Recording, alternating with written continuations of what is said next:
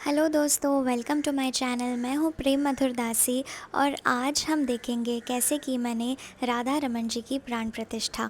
तो आगे बढ़ने से पहले चैनल को सब्सक्राइब ज़रूर कीजिए। मैंने जो प्राण प्रतिष्ठा की भगवान जी की, तो वो over a period of 5 days की, वो आज मैं आपको स्टेप बाय स्टेप दिखाऊंगी। तो पहले तो सुबह 6 बजे मैं उठी। मौसम बहुत ही अच्छा था। वैसे तो मुंबई में अभी गर्मी शुरू हो गई है, बट उस दिन सुबह फिर भी अच्छी सी ठंड थी।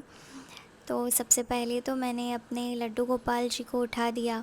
मैंने सोचा कि पहले उनका जो मॉर्निंग रूटीन है वो मैं पूरा कंप्लीट कर लूँ, ताकि विदाउट एनी टेंशन फिर मैं प्राण प्रतिष्ठा की सारी तैयारी कर सकूँ। तो देख सकते हैं लाला बहुत ही गहरी नींद में सोए थे, लेकिन फिर मैंने उनको अराउंड 6:30 बजे जगा कर उनका जो मॉर्निंग रूटीन है वो कंप्लीट कर लिया। मंगला आरती भी की। मेरे लड्डू गोपाल जी का मॉर्निंग रूटीन मैंने मेरे चैनल पर ऑलरेडी अपलोड किया है, आप वो शॉर्ट्स में देख सकते हैं। फिर मैंने कराया लाला को स्नान। ये एक्टिविटी उन्हें बहुत ही पसंद है। स्नान कराने के बाद उन्हें पहनाई अच्छी सी पोशाक, और फिर उनका किया हमने श्रृंगार। चंदन का टीका भी लगाया, इत्र लगाया। आज मैंने चंदन का इत्र लगाया। फिर उनका श्रृंगार किया। लाला के लिए वैसे मैंने मुकुट ऑर्डर किए हैं, लेकिन साइज़ बराबर नहीं आई, तो ये वाले मुकुट ही पहना है। फिर बाल भोग धरा के मैं चली गई लिविंग रूम में, जहाँ पर मुझे करनी थी प्राण प्रतिष्ठा। तो एक आसन मैंने लिया, उसे अच्छे से गोल्डन कपड़े से ढक दिया। ये तोरण मेरे पास था, तो ये मैंने डेकोरेशन के लिए उसके अराउंड यूज़ किया, ताकि वो और सुंदर लगे वो पूरी जगह।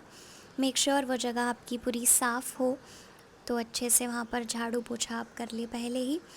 फिर मैंने थोड़ा और डेकोरेशन करने के लिए ये कुछ बेल्स मेरे पास थी, तो उन्हें भी मैंने सेलो टेप की हेल्प से वॉल पर लगा दिया, ताकि वो पूरा एरिया, वो पूरा सेटअप सुंदर लगे। इसके बाद मैंने लिया एक बड़ा थाल। आप परात भी ले सकते हैं, या कोई भी थाली जिसे अच्छी डेप्थ हो, तो वैसी ही एक थाली या बड़ा थाल मैंने लिया, जिस पे स्वास्तिक बनाया था, और उससे मैंने रख दिया इस चौकी पर। तो अब हम इस थाल को किसी भी कपड़े से ढक देंगे। तो मैंने ये मरून कलर का कपड़ा लिया है, क्योंकि इस पर हमें रखनी है अपनी राधा रमन जी की मूर्ति या विग्रह। तो सबसे पहले प्राण प्रतिष्ठा के लिए बहुत इम्पॉर्टेंट बात है, उनकी जो आँखें हैं वो हमें कवर करनी है। तो आँखें कवर करके, और नीचे मैंने एक सिंपल सा धोती भी पहना दिया है उनको। तो उसके बाद डे 1 को हम राधा रमन जी को रखेंगे चावल में। तो उनके अराउंड हमें चावल डालने हैं। देखिए, जनरली जब लड्डू गोपाल जी या कोई छोटा विग्रह होता है, तो उन्हें तो पूरी तरह से हम चावल में रख देते हैं, मतलब उनका अंग बिल्कुल भी बाहर नहीं दिखता।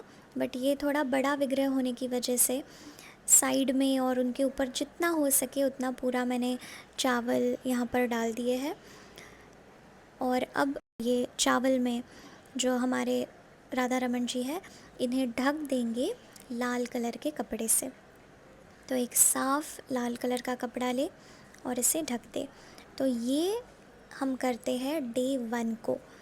अब डे 2 को हम चावल निकाल लेंगे, और डे 2 होता है जब हम विग्रह को रखते हैं शक्कर में।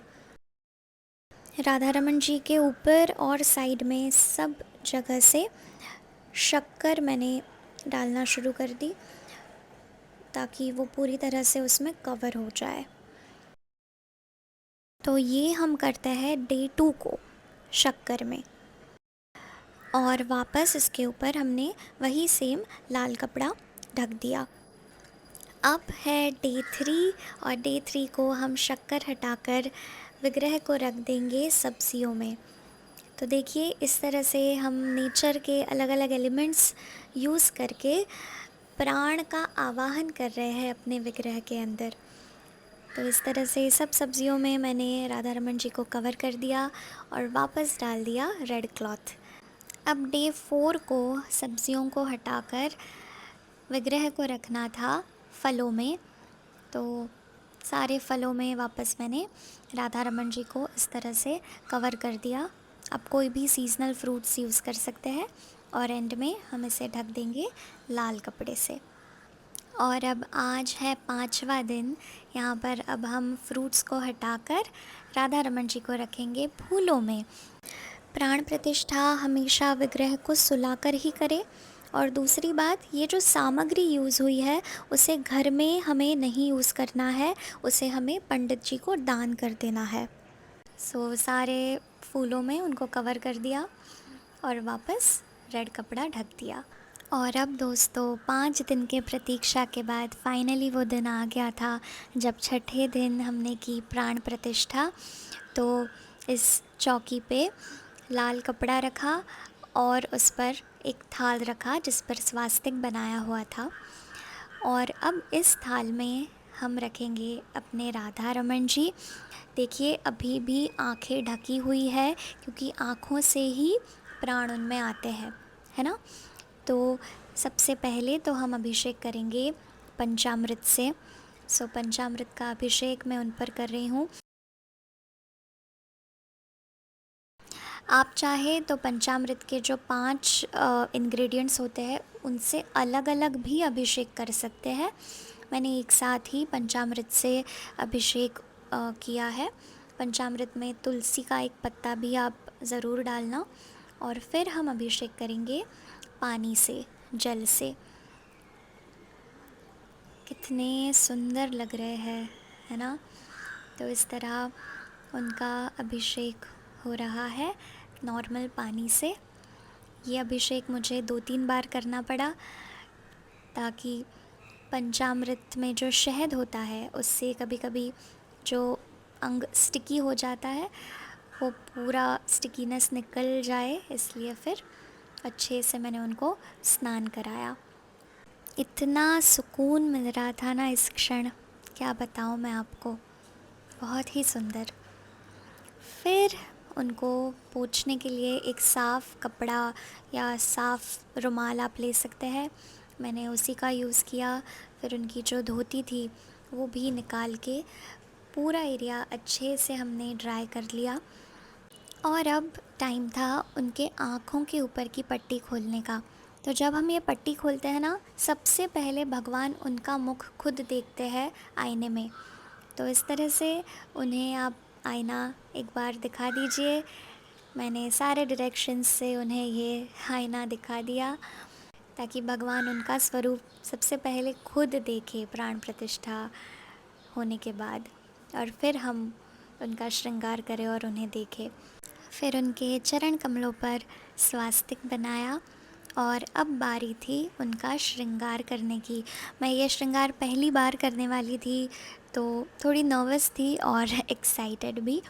तो आज हमने येलो कलर के वस्त्र चुने थे अपने ठाकुर जी के लिए। और अब मैं आपको मिलती हूँ वस्त्र पहनाने के बाद और पूरा श्रृंगार हो जाने के बाद ठाकुर जी के फाइनल लुक के साथ। तो भक्तों, ये देखिए हमारे सुंदर से राधा रमन जी कितने कितने प्यारे लग रहे हैं। तो ये 12 इंच के हैं, छोटे से नन्हे से, बट बहुत ज़्यादा सुंदर। अगर आप वृंदावन गए हो, राधा रमन जी के दर्शन किए हैं, तो आपको पता होगा कि वहाँ मंदिर में भी ऐसे छोटे से ही है ना। और भोग में ये सारी चीज़ें थी। यही उनसे कहा कि ये सब कुछ आपका ही है, आप ही के लिए, आप ही ने बनवा के लिया है और यही मैं आपको अर्पित करती हूँ। इसके बाद हमने की आरती और गाए कुछ भजन। ब्रज जन प्रियतम बाल मुकुंदम राधा रमणम हरे हरे राधा रमणम हरे हरे। केसर तिलक कृष्णवर्णं राधा